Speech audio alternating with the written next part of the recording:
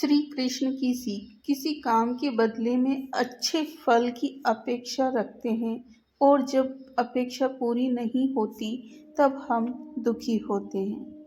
श्री कृष्ण ने हमें इस अध्याय में बताया है कि कई बार ऐसा होता है कि हमारी अच्छी नीयत गलत समझी जाती है। निस्वार्थ भाव से किए गए कामों की सराहना नहीं होती और हमारे संकट और बढ़ते जाते हैं। अगर नीयत अच्छी है तो फिर हमें दुख क्यों मिलता है?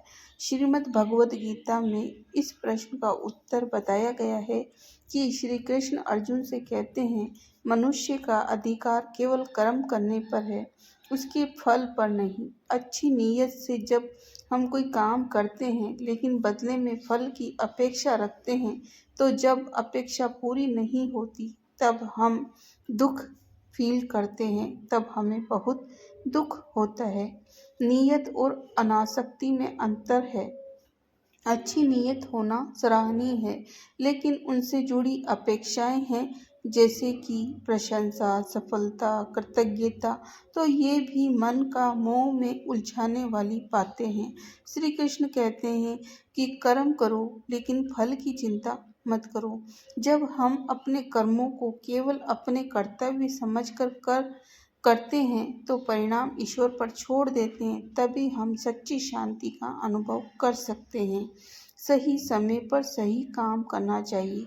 कई बार हम दया, सहानुभूति से प्रेरित होकर कोई काम करते हैं, लेकिन वह कार्य यदि धर्म के विरुद्ध है तो परिणाम सही नहीं हो सकता।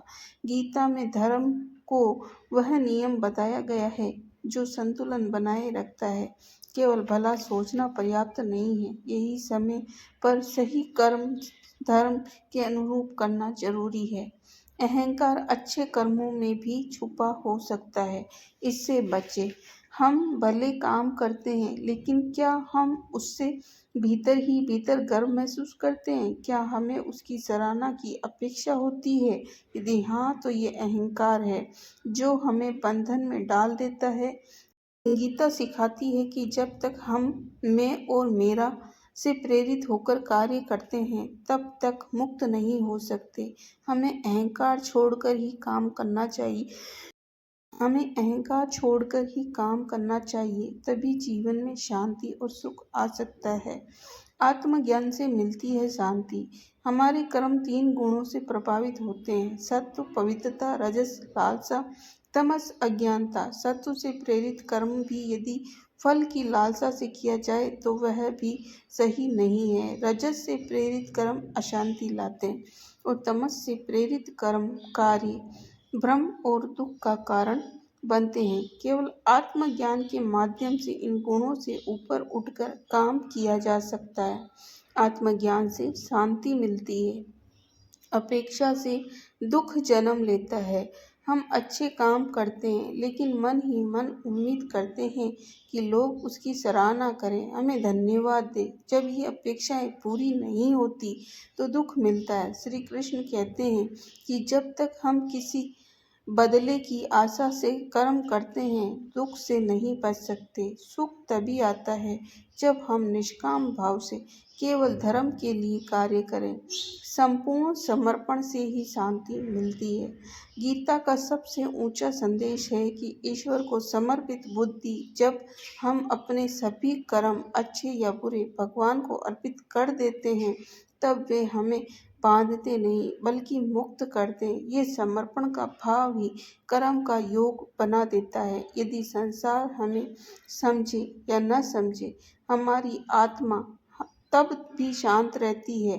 इसलिए भगवान के प्रति समर्पित रहें और अपने कर्म धर्म के मुताबिक करते रहें, तभी जीवन में शांति मिलेगी। तभी आप जीवन में आगे बढ़ सकते हो। तभी लोग आपकी रेस्पेक्ट करेंगे। तभी लोग और आप खुद स्वयं की रेस्पेक्ट कर पाएंगे। ये वीडियो आपको कैसी लगी? लाइक करें, शेयर करें।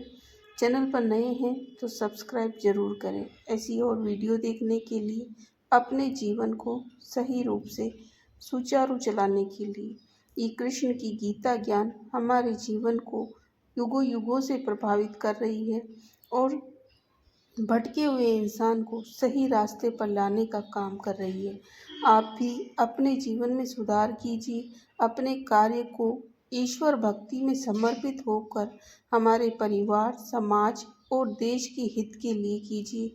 आपको संतुष्टि, शांति और वृद्धि, ग्रोथ, लाभ सब कुछ मिलेगा। धन्यवाद। फिर मिलते हैं अगले किसी वीडियो के साथ, अगली किसी नई शिक्षाप्रद, प्रेरणाप्रद बात के साथ। इस पेज पर नए हो, यूट्यूब चैनल पर इस पर नए हो तो आप इसे सब्सक्राइब ज़रूर करें।